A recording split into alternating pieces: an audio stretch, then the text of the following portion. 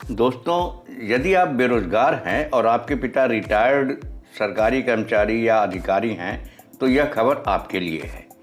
हो सकता है आप रोजगार के लिए सरकारी एम्प्लॉयमेंट एक्सचेंज का चक्कर लगाते रहते हों और आने वाले दिनों में चक्कर लगाते ही रह जाएं, लेकिन आपके पिता को बिना किसी चक्कर के, कहीं भी बिना चक्कर लगाए अचानक कोई नौकरी मिल जाए।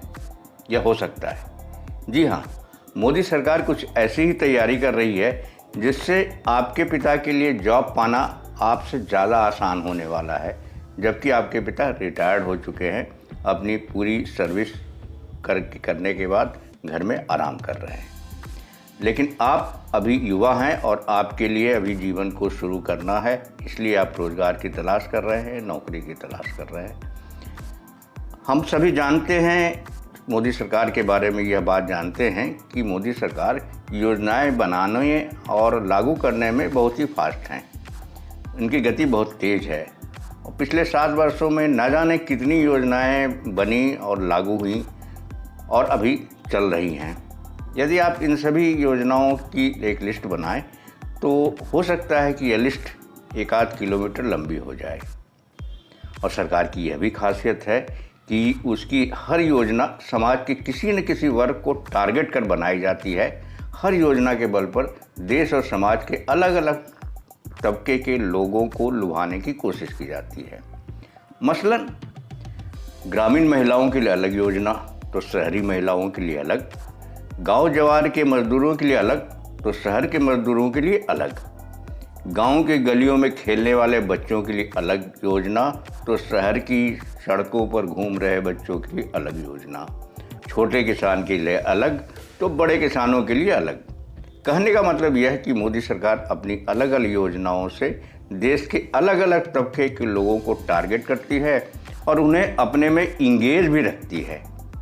अपने इसी सिद्धांत के तहत सरकार अब देश में सीनियर सिटीजन यानी बुजुर्गों की विशाल जनसंख्या को टारगेट करने वाली एक महत्वाकांक्षी योजना ला रही है।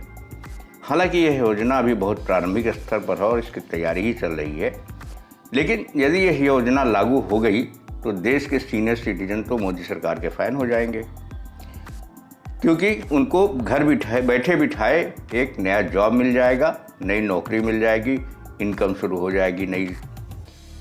लेकिन इस तरह की योजना से कुछ दूसरे सवाल भी पैदा होते होंगे। तो चलिए आज इस वीडियो में हम इसी योजना के बारे में बात करते हैं और जानते हैं कि कौन से सवाल हैं वे जो इस योजना के लागू होने से पैदा होंगे। मेरा यह एक निवेदन है आपसे कि वीडियो के अंत तक बने रहें, ताकि आप तभी जान पाएंगे कि आपके घर में जो बुज़ुर्ग हैं उन्हें अब क्या सौगात मिलने वाली है। वीडियो को लाइक भी करें, उस पर कमेंट भी करें। यदि आपने अभी तक सब्सक्राइब नहीं किया है चैनल को तो उसे भी कृपया कर लें। हम इसी तरह की इंटरेस्टिंग खबरों को लेकर आते रहते हैं।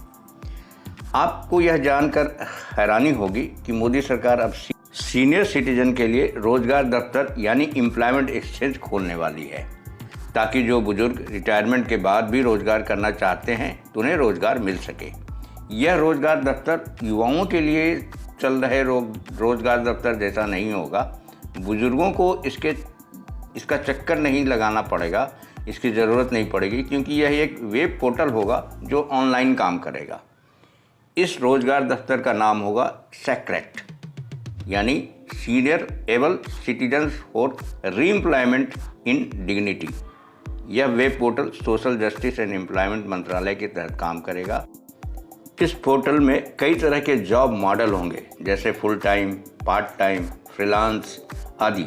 इसके तहत ज़रूरत पड़ने पर बुजुर्गों के लिए ट्रेनिंग और कौशल विकास जैसे कार्यक्रम भी किए जा सकते हैं। यह दोनों पक्षों की सहमति के आधार पर काम करेगा। इकोनॉमिक टाइम्स ने इस बारे में विस्तृत रिपोर्ट प्रकाशित की है। इस रिपोर्ट में बताया गया है कि सेनाओं, RBI यानी reserve bank of India, nationalised bank, public sector के यूनिट से रिटायर हुए लोगों को सबसे पहले इसमें प्राथमिकता दी जा सकती है। इस बात की आशा व्यक्त की गई है कि सीनियर सिटीजन को रोजगार देने में अनेक कंपनियों को रुचि हो सकती है, क्योंकि उन्हें अनुभवी लोगों की सेवा की ज़्यादा ज़रूरत हो सकती है। सरकार के विभिन्न मंत्रालयों में हो रही चर्चा के बीच उन क्षेत्रों की तलाश भी शुरू हो गई है जहां सीनियर सिटीजन को रोजगार के अवसर मिल सकते हैं। ऐसे क्षेत्रों में कंपनियों को सब्सिडी देने की भी तैयारी चल रही है ताकि उन्हें सीनियर सिटीजन को रोजगार देने के लिए प्रोत्साहित किया जा सके। लेकिन इस योजना की अभी से यह कहकर आलोचना हो रही है कि जब युवाओं के लिए देश में चल रहे रोजगार दफ्तरों के माध्यम से पर्याप्त रोजगार नहीं मिल रहे हैं और देश में हर साल बेरोजगारी की दर बढ़ती जा रही है, तब बुजुर्गों के रोजगार दफ्तर से क्या उम्मीद की जानी चाहिए। दूसरी आलोचना यह है कि देश में जब इतनी बड़ी संख्या में युवा बेरोजगारों की फौज खड़ी हो, तब रिटायर्ड लोगों के लिए जॉब पैदा करने का मंसूबा बांधना कितना उचित है।